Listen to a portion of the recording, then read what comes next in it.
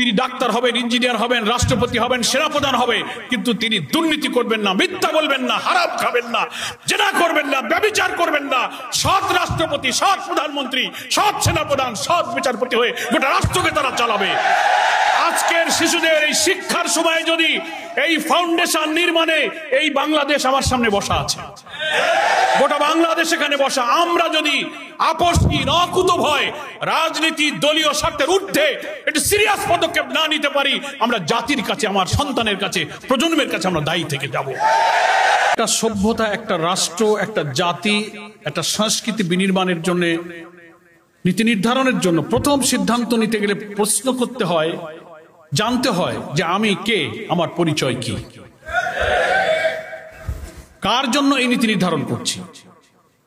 তো সেই পরিচয় আজকে আমাদের এই প্রিয় জন্মভূমি বাংলাদেশের ভূখণ্ডে আমরা যারা বসবাস করি, 90-এর বেশি শতাংশ মানুষ হচ্ছে আমরা মুসলিম। আমরা মুসলিম বলে দাবি করি, আর আমাদের মালিক, আমাদের রব, আমাদের ইলাহ হচ্ছেন মহান আল্লাহ রাব্বুল আলামিন। এই তো আমাদের সবচেয়ে বড় পরিচয়। আর তিনি আমাদের পরিচালনা করার জন্য, হেদায়েতের জন্য সেই মহান সত্তা আল্লাহ পাক, যিনি আমাদেরকে হেদায়েতের জন্য তার প্রিয় নবীকে পাঠিয়েছেন। আউযু বিল্লাহি মিনাশ শাইতানির রাজীম, বিসমিল্লাহির রহমানির রহিম। ওয়াল্লাযী আরসালা রাসূলাহু বিল হুদা ওয়া দীনিল হক লিইয়ুযহিরাহু আলাদ দীনি কুল্লিহি। উলামায়ে কেরাম এই অর্থ করার প্রয়োজন নেই, সবাই জানে। আমার আগের আলোচক তিনিও বলেছেন যে প্রিয় নবী মুহাম্মদ মুস্তাফা সাল্লাল্লাহু আলাইহি ওয়াসাল্লামকেই আমাদের জাতির হেদায়েতের জন্য, মানব রচিত সমস্ত মতাদর্শের উপরে আল্লাহর দ্বীন, আল্লাহর হেদায়েত, এই ওয়ে অফ লাইফ, এই দ্বীন, এই হুদা, এই দ্বীন হক, এই কোড অফ লাইফ, এই কনস্টিটিউশনকে বিজয়ী করার জন্য, লিইয়ুযহিরাহু আলাদ দীনি কুল্লি, আর যত আইন, যত মত, যত পলিসি, সবটার উপরে এই দ্বীনকে বিজয়ী করার জন্য প্রিয় নবীকে পাঠানো হয়েছে। তো আমাদের আরেকটা পরিচয়, আমরা সেই প্রিয় নবীর উম্মত, নাকি বলেন? সেই উম্মতে মুহাম্মাদি সাল্লাল্লাহু আলাইহি ওয়াসাল্লাম হিসেবে আমাদের পরিচয়। এখন শিক্ষার ব্যাপারে তাহলে আমাদের প্রিয় নবী নিজেই পরিচয় দিয়ে বলছেন, হাদিসের বর্ণনা উলামায়ে কেরাম সব জানা আছে, সময় কম। আল্লাহ রাসূল সাল্লাল্লাহু আলাইহি ওয়াসাল্লাম নিজে বলছেন যে আমাকে তোমাদের মাঝে শিক্ষক হিসেবে প্রেরণ করা হয়েছে। He is our teacher. আর শিক্ষকের কাজ কি? শিক্ষা দেওয়া। আল্লাহর নবী আবার হাদিস শরীফের মধ্যে শিক্ষার উদ্দেশ্য বলেছেন, শিক্ষার উদ্দেশ্য হচ্ছে মানুষের আখলাককে তৈরি করা, চরিত্রকে তৈরি করা, মোরালিটি, ভ্যালুস, যেটাকে বলা হচ্ছে মূল্যবোধ সংরক্ষণ। আজকে যে পরিষদ হয়েছে, মানুষের চরিত্রে, জীবনের মধ্যে জন্য একটা চরিত্র, একটা নৈতিকতা, একটা মোরালিটি, একটা ভ্যালুস সে ধারণ করতে পারে, এটা হচ্ছে শিক্ষার উদ্দেশ্য। অনেক দার্শনিকরা শিক্ষার অনেক ব্যাখ্যা দিয়েছেন। একজন দার্শনিক বলেছেন, education is the harmonious development of body, mind and soul. তিনটা জিনিসের সমন্বিত উন্নয়নকে শিক্ষা বলা হয়েছে, মানুষের দেহ, মানুষের আত্মা এবং মানুষের মন। এবং এই সমন্বিত উন্নয়ন রয়েছে আল্লাহর পক্ষ থেকে নাজিলকৃত কিতাব, প্রিয় নবীর সুন্নাহর ভিত্তিতে। যে শিক্ষা প্রজন্মের আখলাক এবং চরিত্রকে তৈরি করার জন্য বাস্তবায়ন করা যাবে, তার মধ্যেই রয়েছে মানুষের দেহ, মন আর আত্মার সমন্বয়। এখন দাবি করা হচ্ছে যে প্রাথমিক স্কুলের শিক্ষক নিয়োগের প্রশ্নটা আজকে আনতে হলো কেন? কত বড় দুর্ভাগ্য! আমি একটা ছোট্ট উদাহরণ দিই। বিশাল ইমারত, আপনি 10 তলা 8 তলা মাল্টি স্টেট বিল্ডিং করবেন, 50 তলা করবেন, তার যে ফাউন্ডেশন, তার যে ভিত্তি, যেটার উপরে বিল্ডিং দাঁড়িয়ে থাকে, ওই ইট যদি, আমাদের গ্রামে বলে আমা ইট, গুনে ধরা ইট, পচা ইট দিয়ে যদি বহুতল ভবনের ভিত্তি নির্মাণ করেন, আর ওই বিল্ডিং এর উপরে আপনি যত টাইলস বসান, ডিস্টেম্পার করেন, এসি সহ নানান সাজ সরঞ্জাম সাউন্ড শওকত করেন, ফাউন্ডেশন যদি দুর্বল হয়, ঘুনে ধরা হয়, উই পোকায় খেয়ে যায়, পচা ইট হয়, একদিন ধপাস করে বিল্ডিং পড়ে যাবে। জাতি নামক এই বিল্ডিং, এই সভ্যতা নামক এই বিল্ডিং এর নির্মাণের পেছনে আছে প্রাথমিক বিদ্যালয়ে অধ্যয়নরত 2 কোটি শিশু। এরা হচ্ছে আমাদের ফাউন্ডার, তারাই হচ্ছে আমাদের ফাউন্ডার অফ দি নেশন, এই জাতির, এই সভ্যতার ফাউন্ডেশন।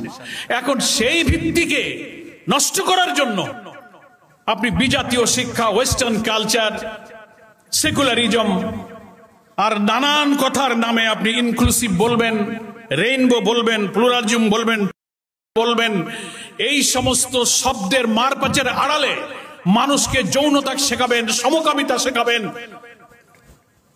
আল্লাহ যেভাবে যাকে সৃষ্টি করেছেন কৃত্রিম উপায়ে মেডিকেল সার্জারি করে আপনি ট্রান্সজেন্ডারের নামে আর একটা হারাম কবিরা গুনার কাজ করাবেন, এই শিক্ষা দিয়ে ফাউন্ডেশনকে আপনি নষ্ট করবেন। ইউ হ্যাভ নো রাইট, আপনার কোনো অধিকার নেই।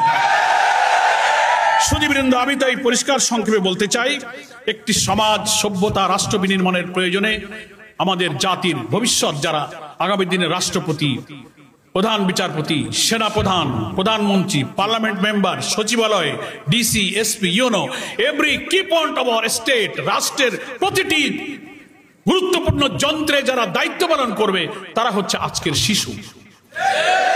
আপনি কি অবাক হয়ে শুনলেন, 1,18,000 বিদ্যালয়ে এখন 2 কোটি শিশু লেখাপড়া করছে। এরাই তো আগামী দিনে রাষ্ট্র চালাবে।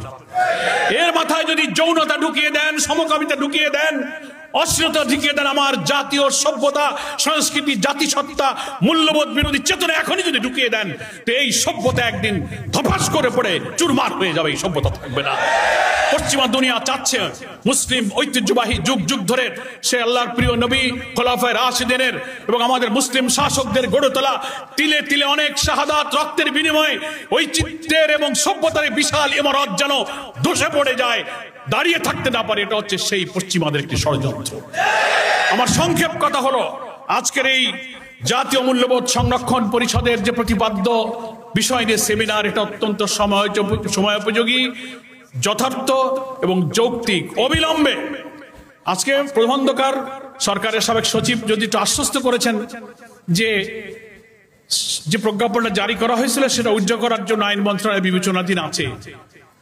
আমরা আল্লাহ শুকরিয়া আদায় করি। অবিলম্বে এটা তো বাতিল করতে হবে এবং অবিলম্বে ধর্মীয় শিক্ষা, নৈতিকতা, যে শিক্ষার জন্য পৃথিবীতে আল্লাহর নবী এসেছিলেন, আখলাক গঠন করা হবে শিক্ষার উদ্দেশ্য। সেই শিক্ষার জন্য আমার আদব কায়দা, সততা, নৈতিকতা, আমার মধ্যে চরিত্র, তিনি ডাক্তার হবেন, ইঞ্জিনিয়ার হবেন, রাষ্ট্রপতি হবেন, সেনাপ্রধান হবে, কিন্তু তিনি দুর্নীতি করবেন না, মিথ্যা বলবেন না, হারাম খাবেন না, জেনা করবেন না, ব্যভিচার করবেন না, সৎ রাষ্ট্রপতি, সৎ প্রধানমন্ত্রী, সৎ সেনাপ্রধান, সৎ বিচারপতি হয়ে গোটা রাষ্ট্রকে তারা চালাবে।